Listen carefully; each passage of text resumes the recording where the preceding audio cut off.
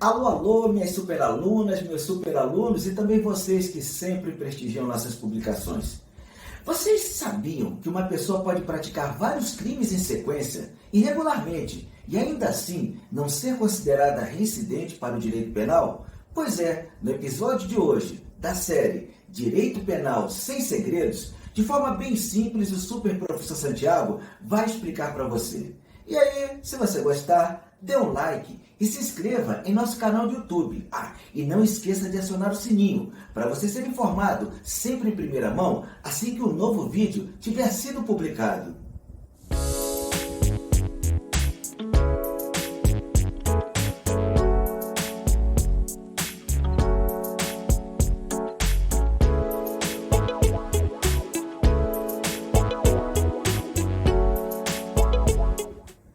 Então, vamos lá. O professor Santiago quer dizer que uma pessoa pode praticar sistematicamente vários furtos, roubos, homicídios, estelionatos e ainda assim, eventualmente, não poderia ser considerada reincidente? Minhas superalunas, meus superalunos, é possível sim.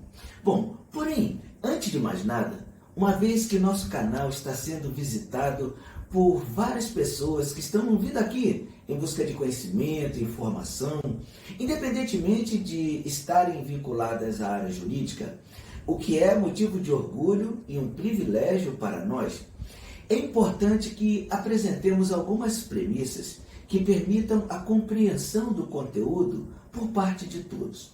Assim sendo, nossa aula será construída buscando fazer com que você termine nosso encontro sabendo 1.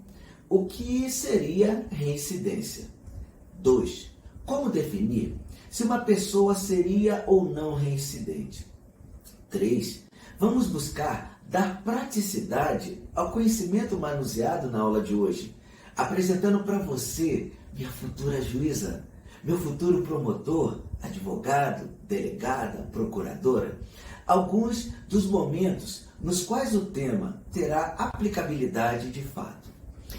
Nosso ponto de partida está calcado na busca pela desconstrução da noção percebida no senso comum de que uma pessoa seria reincidente quando praticasse mais de um crime, principalmente quando esse crime estivesse previsto no mesmo tipo penal, ou quando alguém cometesse reiteradamente vários crimes diferentes.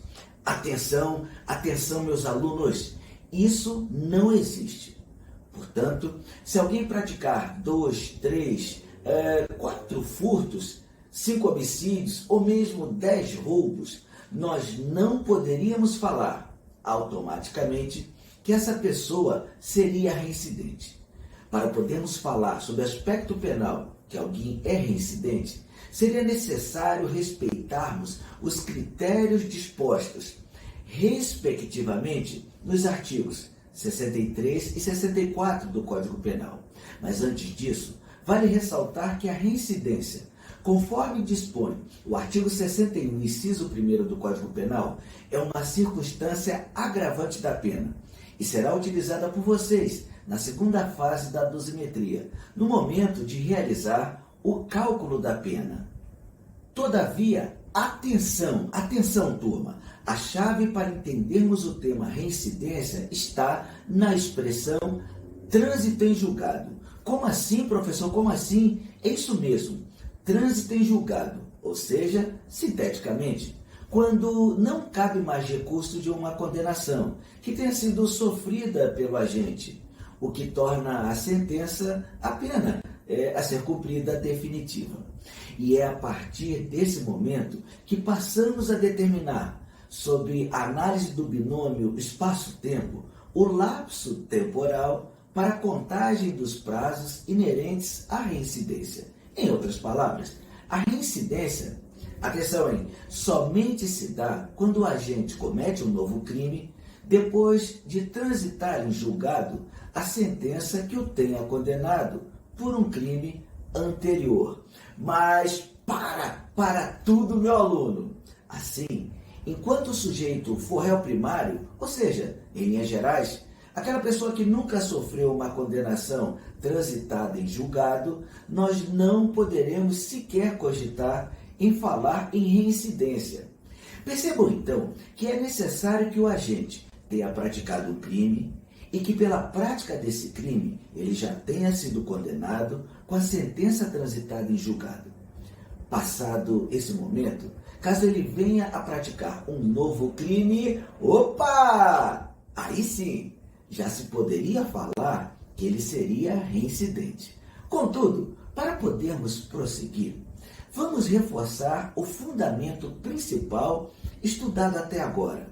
Atenção, somente se verifica a reincidência quando o agente comete novo crime depois de transitar em julgado a sentença que o tenha condenado por um crime anterior. Todavia, a reincidência possui outros aspectos que precisam ser considerados por meus alunos para que vocês possam, com exatidão, determinar se podemos dizer se alguém seria ou não reincidente. Notem, para efeito de reincidência, que é necessário que entre a data do cumprimento ou extinção da pena e a infração posterior não tenha decorrido período de tempo superior a 5 anos. Professor, para tudo novamente, pois esse ponto é importantíssimo, não é? Com certeza, meus superalunos, com certeza. Muita atenção.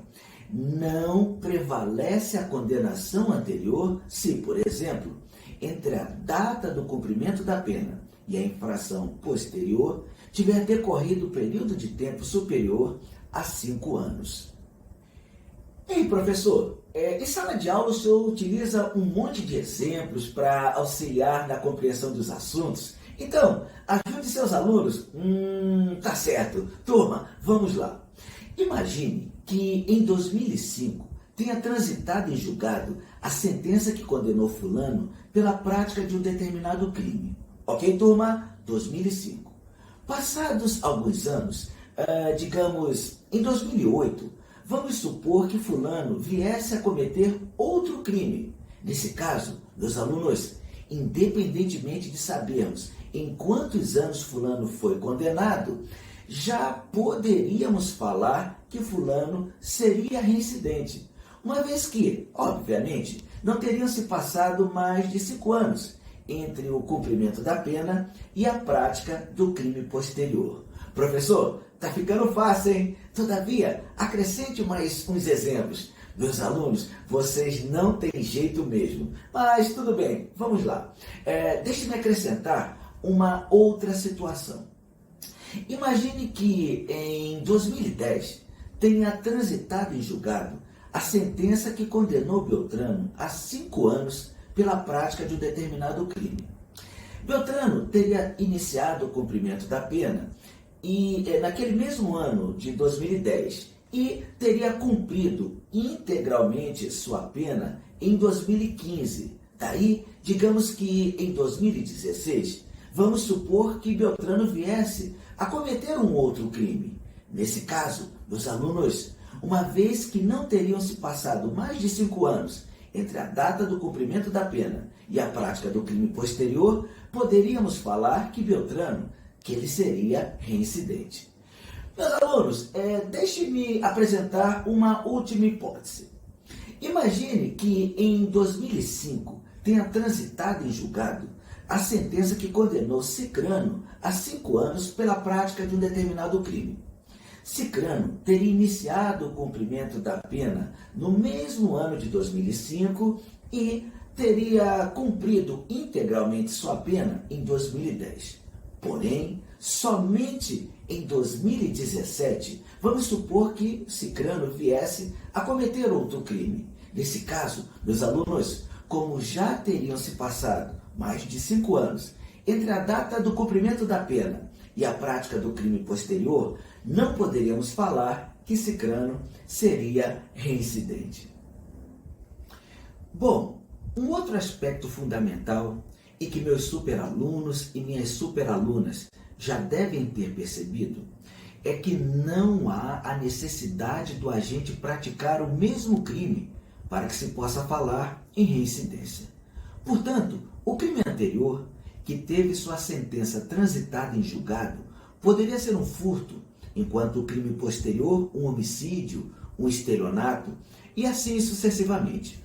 Diferentemente do que se ouve por aí, não é necessário para fins de reincidência que o agente pratique crimes idênticos ou da mesma espécie, ainda que tal fato possa gerar outros tipos de repercussão na esfera penal. E ampliando ainda mais o alcance de nossa superaula, atribuindo efetividade aos conhecimentos que estamos manuseando hoje, cabe ressaltar que a adequada definição da reincidência é imperativa, haja visto o Instituto trazer reflexos para vários momentos, como a dosimetria da pena, determinação do regime inicial de cumprimento da pena e também sua influência na progressão de regime carcerário, por exemplo. Nesse sentido, o professor Santiago selecionou alguns desses tópicos para que possamos encerrar nossa superaula. Cite-se então, inicialmente, a importância e a preponderância da reincidência entre as circunstâncias agravantes, principalmente no que tange ao concurso entre circunstâncias agravantes e circunstâncias atenuantes, conforme dispõem os artigos 61, inciso 1º e 67 do Código Penal. Da mesma forma, pode-se destacar a determinação do regime inicial de cumprimento da pena, previsto no artigo 33, parágrafo 2º do Código Penal, que dispõe, dentre outras hipóteses, que, em tese, o condenado a pena superior a 4 anos e que não exceda a 8 anos possa iniciar o cumprimento da pena no regime fechado, ao passo que, não sendo reincidente, poderia iniciar o cumprimento, teoricamente, no regime semiaberto. Hoje destacar também o artigo 112 da Lei das Execuções Penais, a 7210 de 84, que apresenta as regras para a transferência progressiva de regime, estabelecendo as diferenças importantes para o apenado primário e o reincidente. Por exemplo, enquanto o apenado primário, que comete um crime sem violência contra a pessoa ou grave ameaça, precisará cumprir ao menos 16% da pena, o apenado reincidente deverá cumprir ao menos 20% na mesma situação. Ou, com efeito, no caso da prática de crime classificado como hediondo ou assemelhado, com resultado morte, quando o apenado primário deverá cumprir ao menos 50% da pena, enquanto o apenado reincidente necessitará cumprir ao menos 70% da pena, tendo praticado o crime em circunstâncias idênticas. E recordem-se de uma coisa, o Super Professor Santiago, em nosso 4º post disponível no feed do Instagram, já trabalhou com vocês o tema crimes hediondos e assemelhados. Portanto, meus alunos, se ainda tiverem alguma dúvida acerca de quais seriam os crimes classificados como hediondos, após as sucessivas alterações na legislação, revejam a lição lá no Instagram. Por fim, relembre-se que alguns dos assuntos falados na aula de hoje serão objetos de aulas específicas que vocês irão acompanhar aqui com exclusividade. E assim nós terminamos por hoje, minhas superaluninhas e meus superaluninhos. E vocês, meus super convidados, que elevam a qualidade de nosso canal. Se gostaram, nos sigam no Instagram, @professorsantiago_oficial. E se inscrevam aí em nosso canal. E não esqueçam de acionar o sininho para vocês serem informados assim que um novo vídeo tiver sido publicado.